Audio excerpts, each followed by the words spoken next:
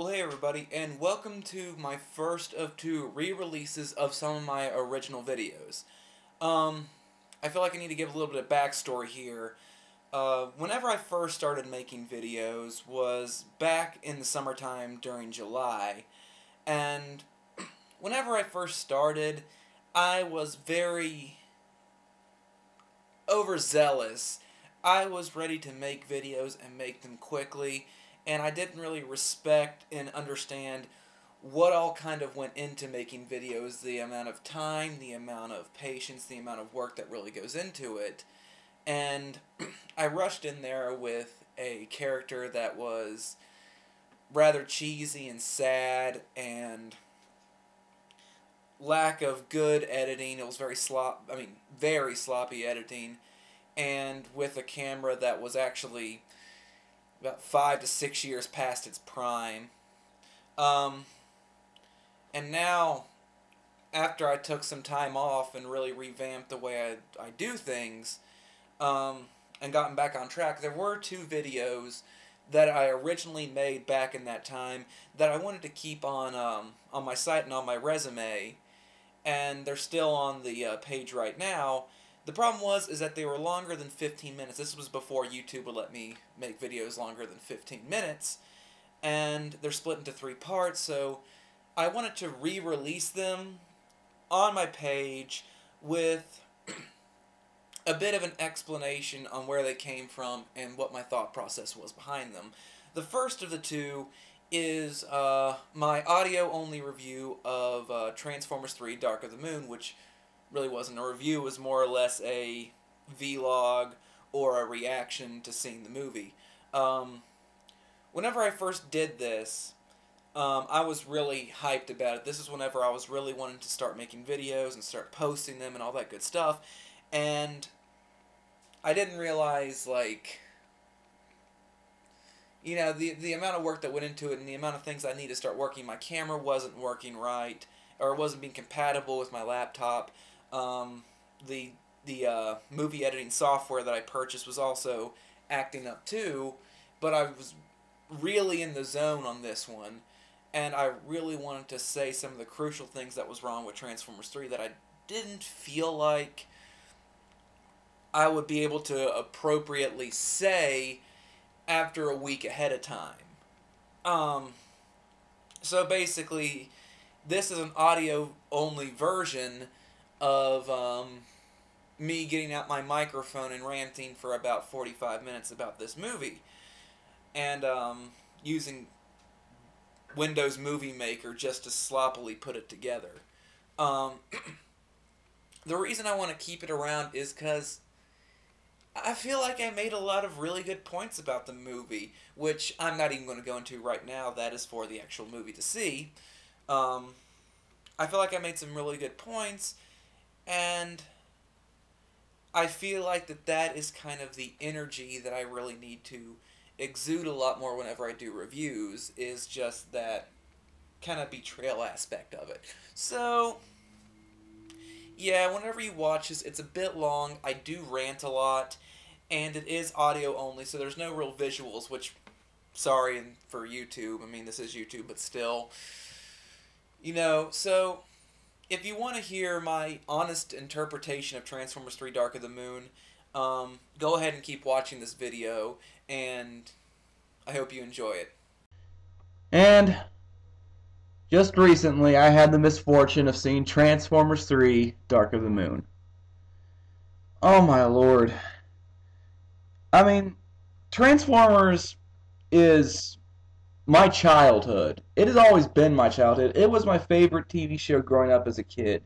And with the exception of a few speed bumps along the way, I've liked everything they came out with. You know, Transformers Animated was a little kid-friendly, but it was actually a pretty good show with a really good storyline, and it stuck true to the original G1 characters. And it reached its target audience, which were kids. And the Transformers Prime TV show that's now on the hub is actually pretty good. The child characters are a little annoying, granted, but, you know, it's still a pretty good show. But it's hard. it's hard to sit through a movie where your childhood is pretty much anally raped from scene to scene. I mean, I'm still struggling to find words to correctly describe what I'm feeling right now. And this is even a couple of days after the fact. I sat through the midnight screenings, and I mean, there were many moments where I wanted just to stand up and walk out of the theater, but I guess it was me hoping against hope that, something good will come out, that they will redeem themselves in a few moments or something like that. But no, each time it just got worse and worse. I mean, before I get started into just why this movie was just so god awful, I think I should throw in there that I'm really going off script on this, because this is pretty much pure reaction, just my pure emotion, because I felt that was the way that I really needed to do this. But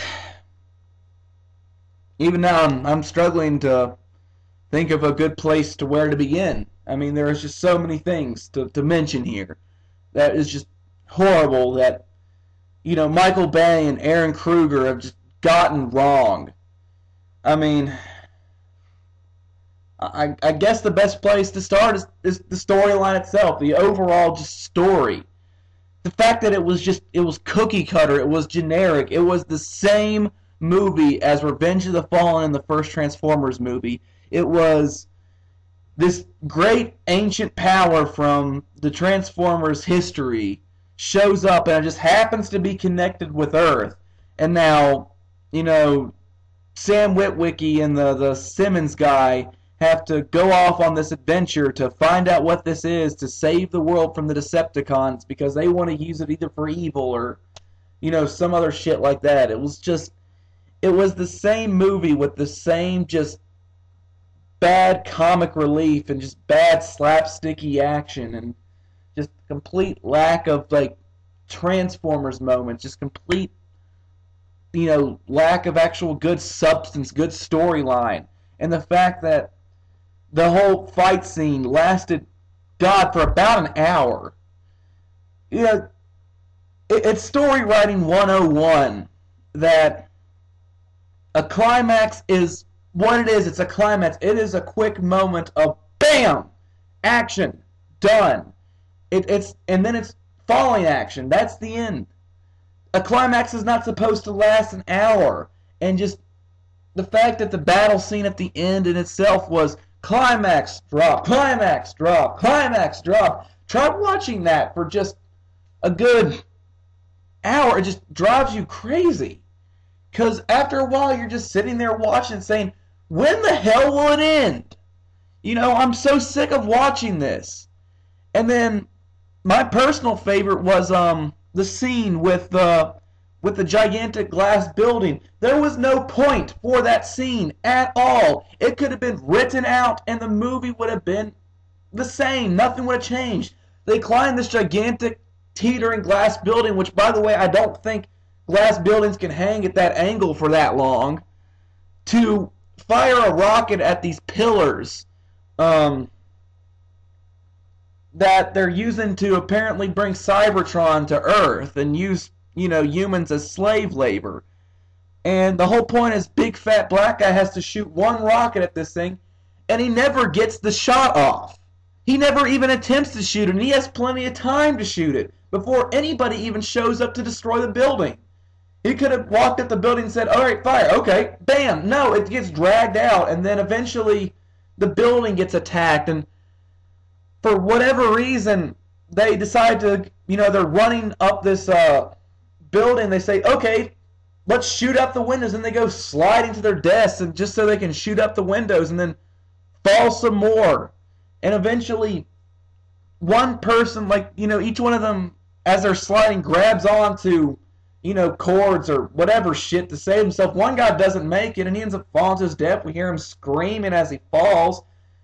And I mean, that's just one thing I'm going to cover later. Is just the death, the amount of death in this movie that reached just crazy proportions.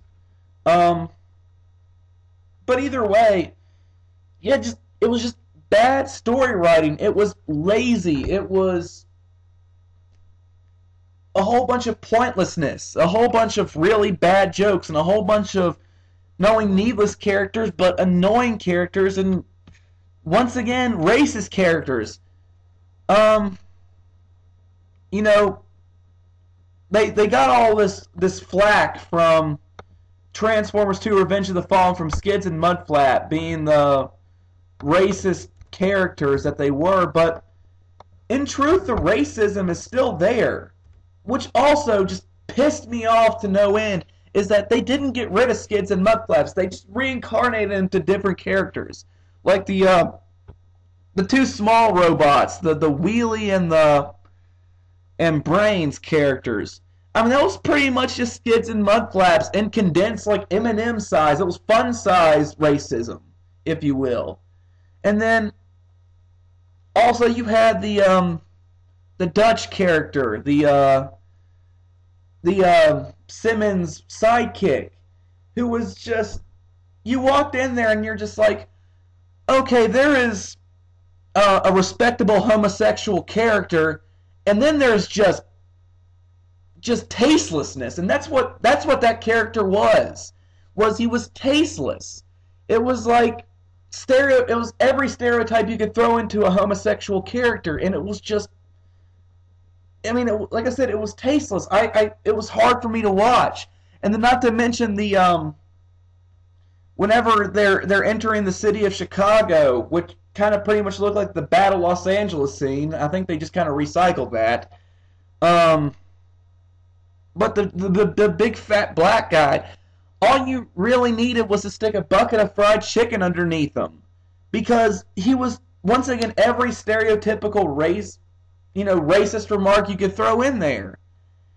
They enter the city and his lines are, "Ah, shit, man! Look at that! The Decepticons got better weapons than we are. Ah, shit, man! I didn't sign up for this shit." I mean, he was like Fat Chris Tucker is pretty much the character that he was, and once again, it was tasteless and annoying, and it was just pointless. Because, okay, I'll give it, the Dutch character did have some small semblance to the storyline, and the fact where he whoops ass in the Russian scene was actually unexpected, and I actually kind of like that. But the fat black man, there was no point. There was no point for him to be there. The Tyrese Gibson character, Epps, he could have done everything Fat Black Man did. I mean, there was no point. There was no point, and there was just, after you get so much hell for racist, and I mean really racist characters like Skids and Mudflaps and Transformers 2, you just throw them back in there. You just throw them in and just recycle their jokes and their just racist attitudes into different characters. And once again, it's just hard. But another good point is the needless characters. As I said, the fat black man, but he wasn't the only one. The parents in this one, the parents were completely pointless. And for some reason, Michael Bay thinks that we love the parents, and I'll be honest. In the first one and a little bit of the second one, I didn't mind the parents because I felt like they were highly amped up versions of my parents sometimes with the problems that we dealt with, so they were somewhat relatable. But after the second one, where they were pretty much forced into it just because apparently people liked them, you could definitely tell in the third one that they were just thrown in there, that they were just an afterthought, that they just need to be thrown in. The fact they show up on this bus in matching jumpsuits, and not only do they show up in matching jumpsuits, but their only point to the storyline was to drive Sam Witwicky to his job interviews, which were also pointless to the storyline. It was pointlessness leading on to more pointlessness. Parts that didn't even need to be in the movie that just kind of extended it to this long, drawn-out thing. I mean, there was no point for Sam to be looking for jobs. There was no point for the parents to be there. And let's not forget just the bad jokes, like where the mom is talking about how big Sam Witwicky's dick is, and this is why he's getting all these hotties. And then the women come first book that is just thrown in there, which also I felt to be kind of tasteless. And just after that, they just leave. They just get the fuck out of there. You know, they're gone. Unlike I have to give it to the second one, though. At least they forced them into the final scene where they're kidnapped, which, once again, was pointless, but at least they were there. They show up, give a couple of really tasteless dick jokes, drive Sam to a pointless plot of the movie, and then get the fuck out of there. There was no point for them to be there. And I'm going to add a couple more characters. The John Malkovich character. Once again, the pointless leading the pointless. There was no point for Sam to even be. And as a mailman, there was why if you're watching a Transformers movie, do you want to see Shia LaBeouf working in a mailroom? I don't care to see that. I don't want to see that. I don't want to see Autobots and Decepticons fighting. I don't care if Sam got a job as a mailman, which, okay, it kind of led to somewhat of a plot point with the Deep Wang thing, which we're going to get to in a second. But there was no point to it. It was needlessness. And back to what I was saying a second ago, the John Malkovich character, there was no point for him to be in this movie. He was annoying, drives you crazy, and then another just creepy, and I mean creepy scene was whenever, you know, the Sam Witwicky and Sam's character are looking up, and Bumblebee is for some reason has been able to fit into a DC apartment building, which, by the way, I want to see the DC apartment building that can fit a 20-foot Autobot in. I would really love to see that. And being on the, you know, the salary that the two characters were in, because that just baffles me. But once again, back to the Malkovich character. There's a point in the movie where, you know, they're trying to they're doing the thing. You know, they're trying to figure out what this great secret power is and what John F. Kennedy and Nixon had to do with it, which you see in the beginning of the movie. And John Malkovich character goes from being Sam's crazy boss to being like the errand boy. And he knocks on the door and he brings Sam. I can't remember what he brought. He brought him something, and he looks up to him and he's like, "Can I see it? Can I see it for a little bit?" And I mean, it's just really creepy. You're just like, what the fuck is this? But no, he comes in and you know, Sam lets him in for a moment, and he's like gawking over Bumblebee. And I mean, he's just like, oh. And then he gets in I don't know what the hell that scene was about. Apparently he got in like a wrestling match, a tickle fight. I don't know what was happening. I mean, if they ever make a porno of Transformers, I mean, there's going to be a gay scene between, you know, Bumblebee and the boss, and God, that's going to be really creepy because you're already in a car anyways, but you know, I digress. But either way, yeah, just pointlessness. There was no point for his character but for a cheap laugh and for just an annoying OCD. Which, once again, if we want to go into annoying, let's just talk about the Sam Witwicky character himself, the Shia LaBeouf character. My lord, you know, Shia LaBeouf, and I'm sorry if I'm saying his name wrong. Personally, I really don't give a shit. So anybody who wants to comment about how to correctly say his name, really, I don't care. I don't care how you say his name, but the Sam Witwicky character, you know, I've never met a person with more just problems, just more psychological problems. And the first one, you know, it was okay. He was kind of this geeky kid, and I can see a little bit of pent-up frustration there. That he's just this geek that has no real life, but then he finds, you know, purpose in something. I can see that. The second one, a little annoying, but okay. And this one, he's just a jackass. He is a complete jackass with anger management issues. To his, I don't know why that the blonde chick who was pretty much an afterthought since the Megan Fox character left, sticks with him. I mean, he treats her like shit. He treats her like absolute shit. And then one of my favorite moments of just assholishness is the scene where he's going to the Nest hideout because he needs to tell them some great secret, and and there's a security guard there, and he's just doing his job. He can't let anybody who fucking shows up into a top secret government facility. And Sam Witwicky is just like, oh, fuck you, man, fuck you. I am to Optimus Prime. I'm and this, that, and the other, and just tries to speed off anyway, and just giving this guy hell for pretty much doing his job, and they still get it anyways. And the way he treats Bumblebee, I don't know why the Bumblebee puts up with him. I can see why he goes off and does the Black Ops shit. I wouldn't want to spend 10 seconds with this guy. He's mean-spirited, he's angry, he's mean towards anybody who he's around. His parents, everybody. He's just a very tragic, sad character, and he's just so unlikable. He is so completely unlikable with the way he acts, the way he carries on. He's definitely in the top 10 of just most unlikable protagonists, because you really don't want to see him succeed. You don't want to even see him, get something bad happen to him just for satisfaction, like the Patrick Dempsey character. You just don't want to see him. You just don't want to see Sam Witwicky. Not to mention, we're still on the Transformers subject, and like 1/3 of the whole movie even has Transformers in it that you can't even tell them apart.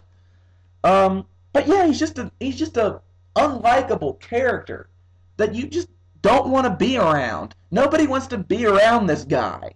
He has anger problems. He needs to seek therapy. But as I mentioned a couple of minutes ago, which I want to also touch on, is the fact that this is Transformers, and only like 1/4 of the movie is Transformers. It's insanity that only like 1/4 of this even has to do. I don't care about Sam Witwicky working in a mailroom. I don't care about his parents being on tour. I don't care about Agent Simmons still being obsessed with shit that he needs to let go. I mean, there's so many characters in there that don't have any personality to them. There's no personality to them. Bumblebee has a person. Optimus Prime has a personality. Starscream, Megatron have personalities. Soundwave somewhat. Let's mention the fact that Shockwave. Not to mention how the fuck did he get here, and not to mention the lack of continuity, because Shockwave has never, ever been on Earth in any of the shows that I've seen personally. If I'm incorrect in that, I do apologize. But from what I have ever seen, I know in Generation 1, Shockwave was never on Earth, except for I think one episode in Season 2 where he was actually a animation error. But other than that, I don't remember Shockwave ever being on Earth, and there he is, and he has little to no point to the movie except for having Gigantic's worm thing, who does most of the work for him, and the fact that he's really fucking big. I think he has like 3 lines? Something like that, but I mean, once again, pointless. And then you deprive us of this character in future installments. I'm sure if they find a way to bring Megatron back, they might bring him back too.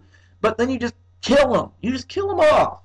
And then you have the Mirage character his name was changed to Q in post-production. Was it Q? No, I'm sorry. I'm sorry. It was the Wheeljack character that was changed to Q, which that's going to fall into the needless death. I mean, granted, he had somewhat of a plot point that he gave people weapons. Then the Mirage character, which was named Dino. That's it. Pardon me for that. But there was no point for Dino to be there except to have a really cool-looking car. And you could say the same thing about Sideswipe, which also could have been an awesome character, which had, I think, a grand total of, 15 lines in the span of Transformers Revenge of the Fallen and Transformers Dark of the Moon. And the Wreckers, there was really no point for the Wreckers to be there. Except, and I'm going to stress, I don't know why the NASCAR cars have Scottish accents. I'm not even going to touch on that. But yeah, why were the Wreckers there except for be Scottish assholes? The other characters could have done fine. in the points that the wreckers were in. And then there was another one, another Decepticon, the little Igor, like the little like yes, who was in like one scene. Whenever Megatron apparently set up this base in the desert, which God forbid, I don't know how the Autobots and their Nest counterparts and their infinite wisdom kind of missed that. I don't know how they missed the fact that, Megatron, Starscream, Soundwave, and Shockwave were all setting up camp in the middle of like the desert, apparently like in like Egypt or Kenya or somewhere. I don't know. But there's this Igor character that just goes, yes, my master. And you never see him again. He never shows up. He was just there to twiddle his fingers and be, yes, oh yes. It was just, why? Why don't you put the Transformers in there more if you're going to have these characters? Why don't you give them really good character instead of giving character to Bumblebee, Starscream, Optimus Prime, Megatron, Sentinel Prime? Why? Just why? It's the fact that it's the fact that this movie only has, like, as I said, 1/4 of the Transformers, and it's a movie called Transformers. And that I am not the only one who thinks this way. I can't be the only one that thinks this way, that the movie that's called Transformers centers around, Sam Witwicky or the Shia LaBeouf character in a mailroom with Deep Wang, which, God forbid, that was some more tastelessness. Why are they centered around these arcs that just are about humans? I don't give a fuck. I don't give a fuck about Sam Witwicky finding a job. I don't care. I want to see Transformers. I want to see Transformers in the Generation 1 series itself. It was all about Transformers and the Spike Witwicky and his dad Sparkplug, and on the rare occasion the Carly character or the humans in general were supporting characters. They didn't really have that many arcs, or there were very few. The only one that really had arcs were Spike, Sparkplug, and Carly was an extension of Spike's story arcs. But in the movie, it's the complete opposite. They just talk about the Transformers. They just talk about them. They talk about Optimus Prime. They talk about Bumblebee. Then they show up for 10 minutes, whoop ass, disappear. But the characters they do give us are these just annoying racist characters like the Brains and Wheelie. They had plenty of those two in there. They have plenty of these, like, they had plenty of Skids and Mudflaps in Transformers 2, which I'm sorry, I'm not going to harp on that because this is not about Transformers 2, but still, why? Why not make a movie about Transformers if you're called Transformers? And, good Lord, it's just, my Lord, and I guess another needless point, which I forgot to harp on earlier, which I'm going to get back to now, is the Ken Jeong character, the Jerry Wang character, which, by the way, it should have been called Jerry Wang. It should have been called the Leslie Chow from The Hangover. It was just Leslie Chow from The Hangover. Because the sad thing is, I've seen Ken Jeong, and once again, I apologize if I'm saying his name wrong. I've seen him in other things where he's still a little goofy, but he plays other roles. He doesn't have to be this Leslie Chow from The Hangover character that he now plays. There was no point, and not to mention just the zany, slapstick craziness that his character brought. I'm the Deep Wang. My God, the Deep Wang. And once again, this is something that's pandered to children, which I'm about to touch on in a moment. Another problem that I had, but it's Deep Wang, and then he reaches in and pulls out his files and stuff from his gooch area, his private area, the gooch, and in between the balls and the butthole. Why? Other than Laserbeak chasing you, why does that need to be there? Who in the mailroom gives a flying fuck? Nobody cares. Sam Witwicky had this shit scattered across his desk. It was scattered across the desk. Nobody gave a shit. They were worried about their jobs. Why did Deep Wang have to have it in his gooch? Why? And what was with the scene with the milk? The milk scene. He's in an elevator and apparently he's just like sucking back on this milk. Um, and he just makes it so slapsticky and so just weird. It was just weird. It wasn't funny to me. I didn't find humor in this. I was just disturbed by it. I was disturbed. But and then after all that, this character, which once again I didn't like, but other people liked him because he's the Leslie Chow from The Hangover, gets thrown from a building. He gets thrown from a building and falls to his death, and then they comment about how he's scattered across the courtyard, and then they try to make jokes out of it. They try to make jokes about like office shit, like the printer's jammed, or like workman's compensation bullshit like that. A guy just died, and the John Malkovich character is trying to force his laborers back to work. I mean, good lord, what kind of a crazy sociopath are you? I understand you have some OCD, but if a person dies in your care, if a person gets thrown from a window, which those windows, by the way, aren't that easy to get thrown through. Because for this reason, if someone's suicidal, you don't want them throwing themselves from windows. That means that this is probably murder. And you're just trying to get people to get back to work as quickly as possible and forget the fact that there's a crazy Asian man blood splattered on the courtyard? Good lord. And once again, tasteless. Another tasteless scene. And then I'm going to get on the two parts that really annoyed me the most now. And the first one was the needless deaths. If this were Battle Los Angeles, I wouldn't harp on this because it's not pander towards children. But this Transformers saga, even though it is PG-13, I understand the ratings that was given to it. But the needless deaths, the needlessness and the gruesomeness, like there was arterial spray. As I mentioned earlier, in the glass building in Chicago, that one poor soldier didn't make it, so he just plummets to his death, and you hear him scream all the way down. Why was that there? Why did he need to die?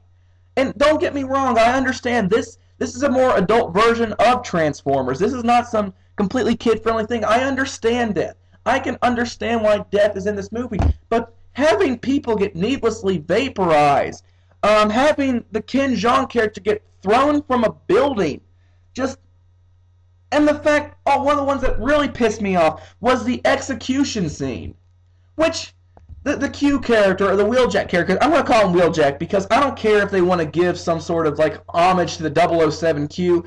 He was Wheeljack in my book. The Wheeljack character is pleading for his life. And the Patrick Dempsey character is just like, let's kill him. And Soundwave says, that's a fucking wonderful idea. And kills him while he's pleading for his life. He's like, please don't kill me.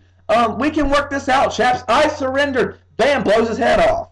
There was no point. There was no point for that death. None. No point. You could have cut that entire execution out. And you could have still had the suspense of Bumblebee having a gun point to the back of his head, about to be killed execution style, and Sam Witwicky's powerless to do anything about it. But no, you had to throw in an Autobot pleading for his life until the point where he gets killed. He gets killed. It's just, it's insanity. It's complete insanity. And then, like I said, the needless vaporization of other people. And the sad thing is that these characters, with the exception of the Ken Jeong character, you don't know who these are. I'm probably the only one who actually felt sorry for these people. I'm not sure about that, but that's the way I felt. That these were just like nameless people that died. And they just died for the sake of dying. There wasn't even a point. They didn't have relevance to the story. They just died for the sake of dying. And the Ironhide one is a point where I can actually, I hate to go back on this, but a point where death makes sense. I kind of expected Ironhide to die, and the way he died was actually decent writing. It was surprising. It was Sentinel Prime getting rid of the number 2 man, the second strongest. That's what I mean. You know, death's okay, but just nameless, needless death of characters that really have no plot. There was just no point to it. There was no point to it, and it was just sad. It hurt me. It made me sad to think about. It was, I mean, and I had a poor kid sitting next to me in the theater who was crying at this, who was watching as this soldier who was trying to help the Sam Witwicky character, miss grabbing onto something and falling to his death and screaming. She's crying for these people. And these are kids that are watching this. And, you give so much hell for the FAA and all these other things, which, by the way, I'm not a supporter of. I'm not a supporter of censorship.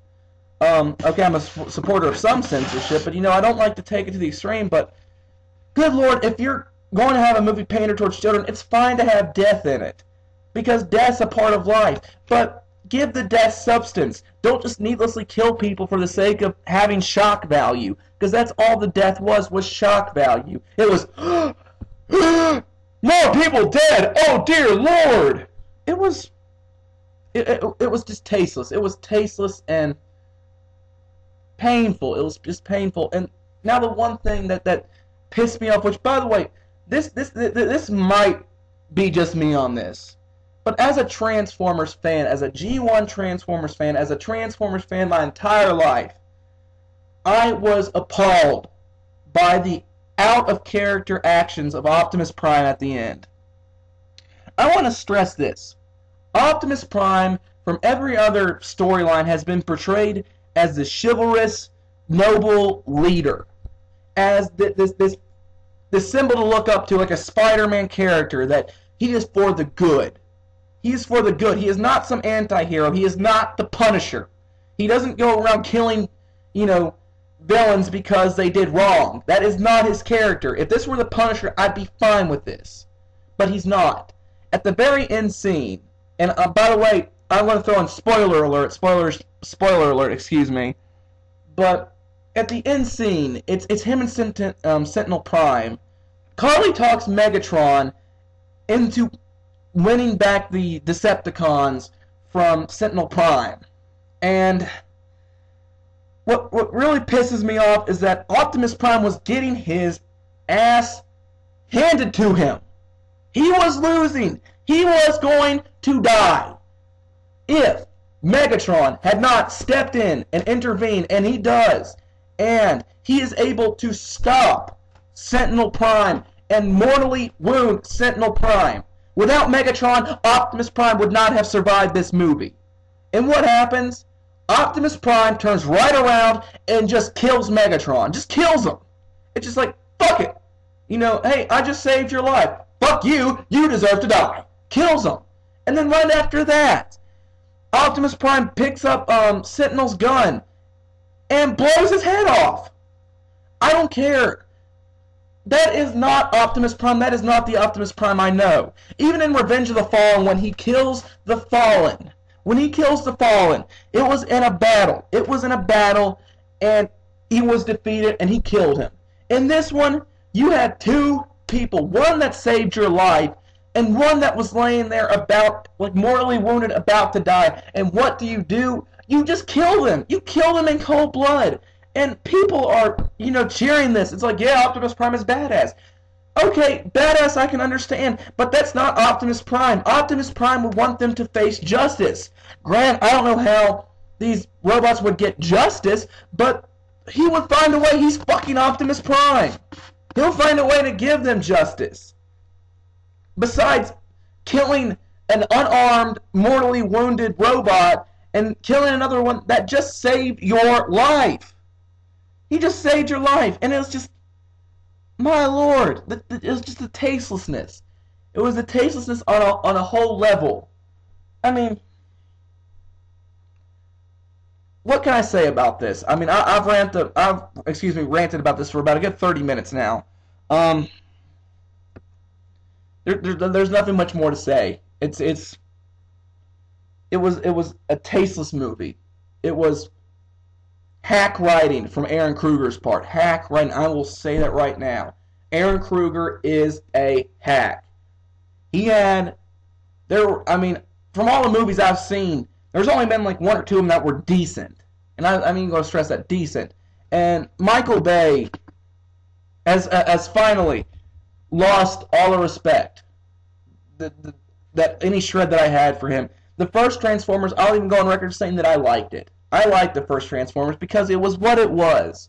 It was the Sam or Spike Witwicky character discovering these robots, discovering these alien robots, and helping them and saving the world. And, you know, was it a timeless classic? Hell no. It was a popcorn movie. It was a movie where you watch shit blow up. That was what the first one was. The second one was similar. It was going. I mean, it went into bad territory. It went into bad territory. But once again, if you want to say it's a popcorn movie or a watch shit blow up, fine, fine. I mean, I'm not going to agree with you 100% on that, but fine. This third one, once again, I'm not the only one that's going to say this, because I think the third one is worse than the second one. And I know I'm probably in a small minority here, but good God, it was tasteless. It was sad. It was, like I said, it was a raping of my childhood heroes on screen. And the very sad thing is that it is making money. There's going to be more, and I'm sure. I almost felt that this movie was a big middle finger to us from Michael Bay, because he didn't want to do a third Transformers movie just yet. So I guess he figured he'd just piss us off.